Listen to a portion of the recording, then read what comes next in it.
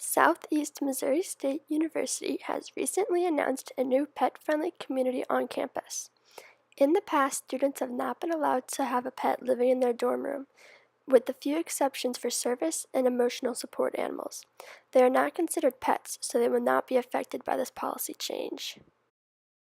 Starting in the 2018-2019 school year, selected floors in Myers Hall will be designated as part of the new pet-friendly living community.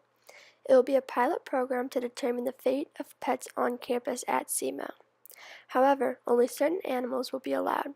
The permitted include indoor domestic cats under 40 pounds, domestic dogs under 50 pounds, and small caged animals such as hamsters, gerbils, turtles, etc.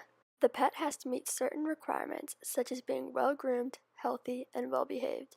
Dogs have to be house-trained, and cats need to be litter box-trained. Any caged animal must remain in their cages. The pet must be approved by the Office of Residential Life prior to being allowed on campus. The owner has to send an animal registration request through the office along with certain health documentation and a $200 deposit.